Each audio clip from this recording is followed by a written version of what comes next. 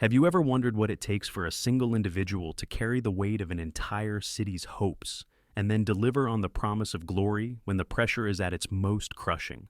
Picture the flashing lights, the thundering crowd, and a hockey legend stepping onto the ice with a look of steely determination that tells you he's ready to shoulder more than just his own dreams. This is the story of Mark Messier, the man often hailed as one of the greatest leaders in NHL history, whose journey from a scrappy youngster in Edmonton to a revered captain in New York revealed the immense burdens an NHL captain must bear. We're going deep into the untold pressures, the emotional toll, and the behind-the-scenes dramas that shaped the iconic career of the Moose, a man who redefined what it means to wear the C on your jersey. Growing up in Alberta, Canada, Mark Messier was practically born into hockey. Winters were harsh, and skating on frozen ponds became second nature. But it wasn't just the environment that molded him. It was his relentless ambition. Even as a teen, Messier was hungry to prove he belonged in the highest echelon of competition. Scouts couldn't help but notice his raw talent, his physical style, and that unmistakable glimmer in his eye.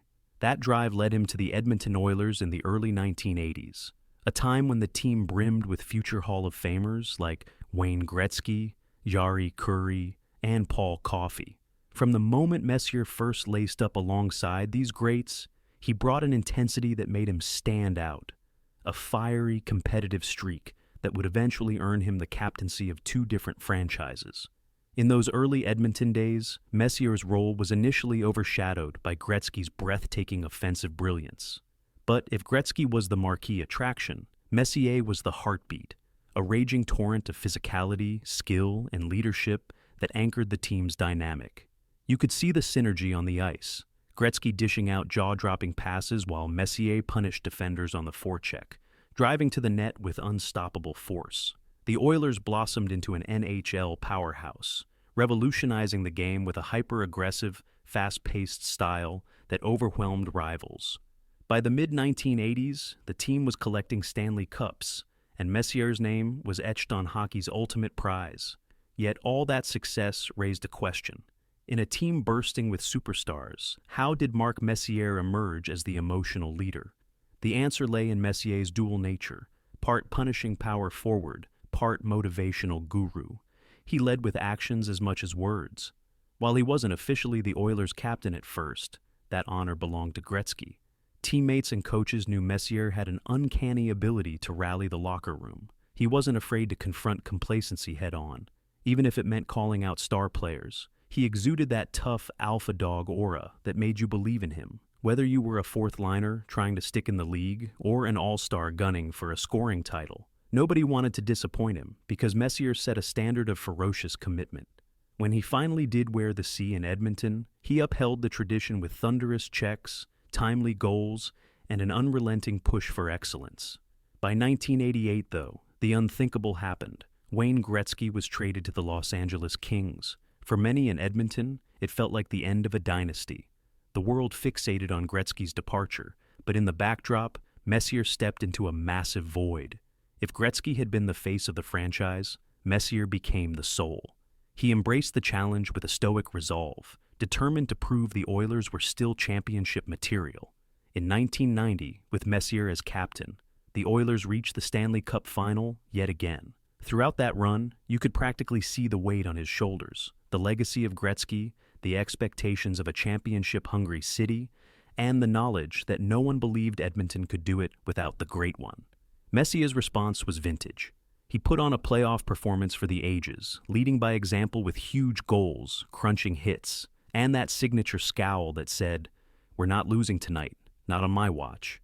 The Oilers won the Cup, and Messier earned the Conn Smythe Trophy as playoff MVP, a staggering statement of leadership that silenced the naysayers who doubted Edmonton could succeed post-Gretzky.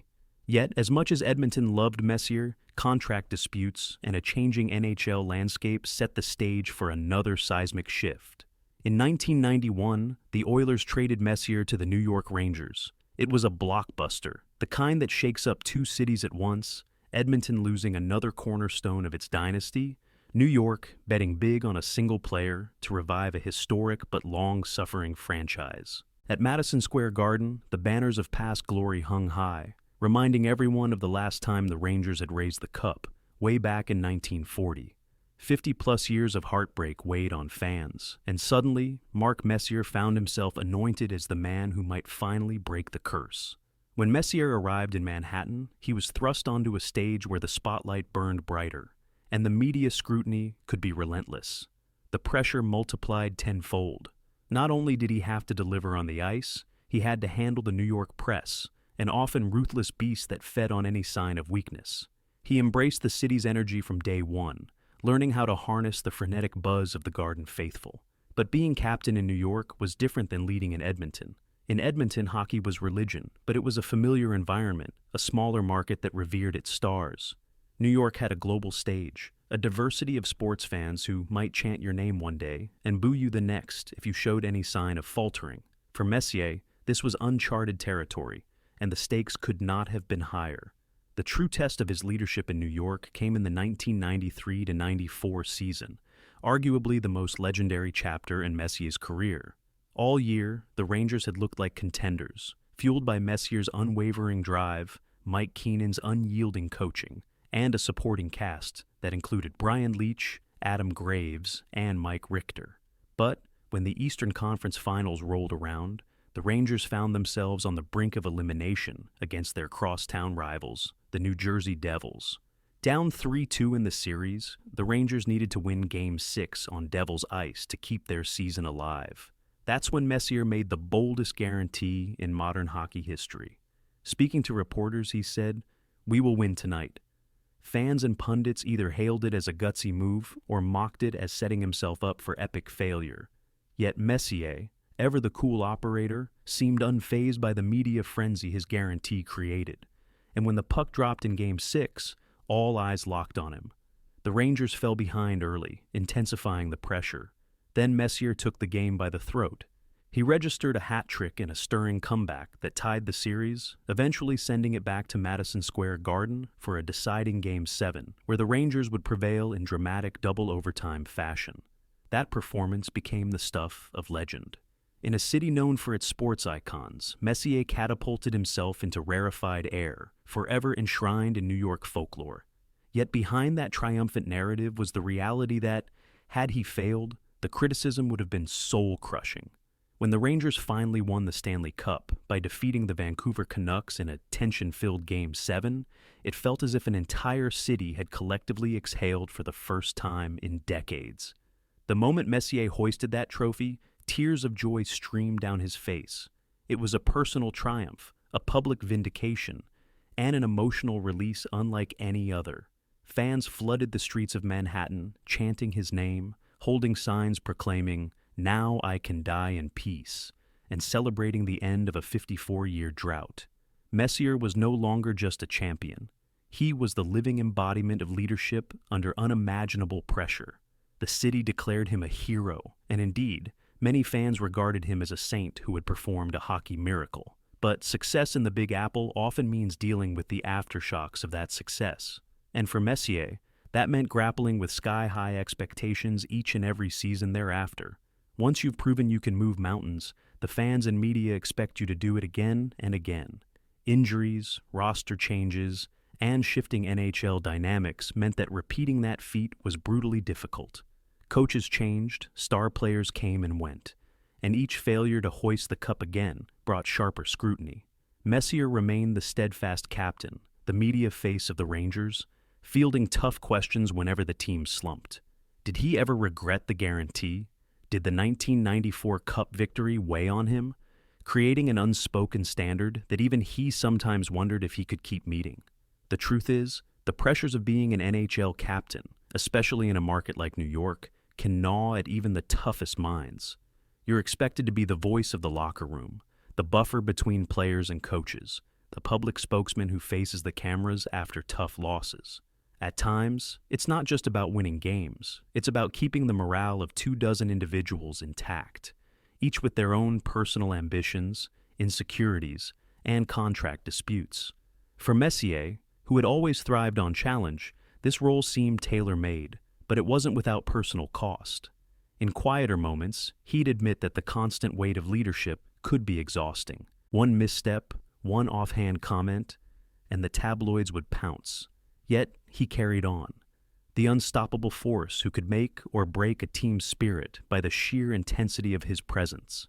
In 1997, Messier led the Rangers to the Eastern Conference Finals once again, only to fall to the Philadelphia Flyers. Shortly after, contract negotiations soured, and he left for the Vancouver Canucks, a move that felt almost surreal for Rangers fans who still saw him as their redeemer.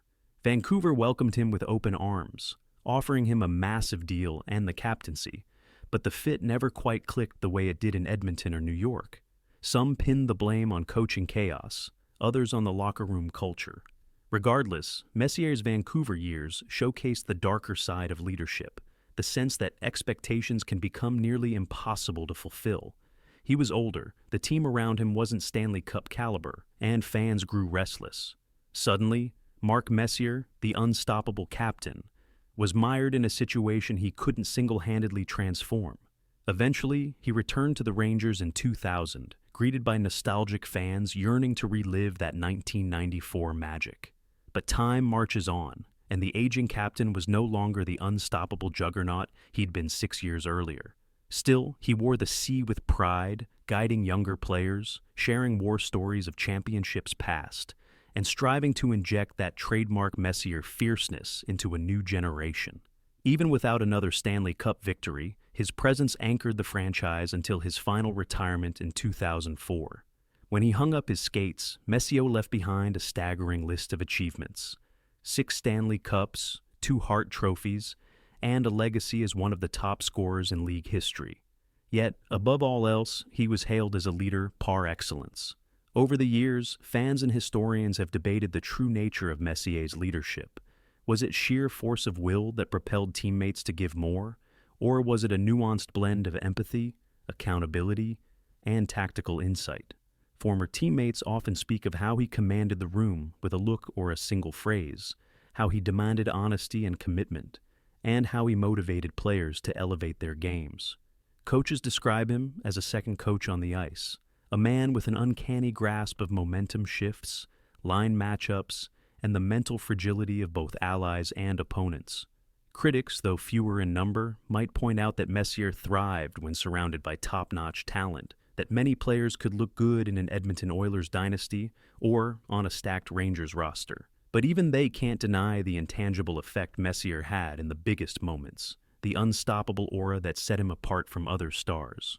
Messier became a symbol of resilience and confidence, especially in 1994 when he claimed, in front of a ravenous media, that the Rangers would force a Game 7, and then backed it up with the kind of performance that belongs in a scriptwriter's wildest dream. That guarantee wasn't just a hockey story, it was a New York story. It captured the audacity of the city itself, where the brashness of a guarantee can be celebrated if you deliver, and scorned if you fail. His image, hoisting the cup at MSG, tears streaming down his face, became an iconic snapshot of victory. You'd find it plastered on everything from magazine covers to bedroom posters, a testament to what leadership in its purest form can accomplish under the fiercest pressure imaginable. Yet beneath all the glory, there's a parallel narrative about the burdens carried by every NHL captain, especially one of Messier's stature, the hush of the locker room after a devastating loss, the late-night meetings with the coaching staff to troubleshoot slumps, the endless speculation by tabloids hungry for drama. Being an NHL captain means more than shaking hands with officials or leading the pregame skate. It means embodying the team's identity. For Messier, that identity was relentless pursuit of victory. He wore it on his sleeve, often at great personal strain. Ask any teammate, and they'll tell you that the pressure he felt was immense. He just had an uncanny ability to channel it into positive energy. Looking back, the influence of Mark Messier's career is still rippling through today's NHL. Captains are measured against his benchmark. Are they vocal enough, demanding enough, clutch enough in the biggest moments? Younger fans might see Sidney Crosby, Jonathan Toews, or Alex Ovechkin lifting the cup, and wonder how they compare to the Messiah, the man who guaranteed a Rangers victory and delivered a city from its 54-year cup drought. Coaches and GMs still talk about the elusive Messier type, a leader who can not only excel individually, but also drag the team across the finish line through sheer force of personality. Even business and motivational speakers cite Messier's leadership style as an example of how confidence, unity, and accountability can transform a group of talented individuals into a championship-caliber team. So, where does that leave us with Mark Messier's legacy? He's forever etched into the annals of hockey history as a 6-time Stanley Cup champion, a 2-time Hart Trophy winner, and the only player to have captained 2 different franchises to a cup win. But more than that, he remains the living example of how leadership, in its purest form, can tilt the scales in sports. His brash but controlled passion, his knack for big-game heroics, and his willingness to hold everyone, including himself, accountable became the gold standard for the C on an NHL jersey. What about you? Do you think Mark Messier's journey epitomizes the ultimate pressures an NHL captain must face? Or do you see other figures who wore the C under even greater strain? Has modern hockey produced anyone who carries the same larger-than-life aura as Messier did in those magical runs? Let us know in the comments.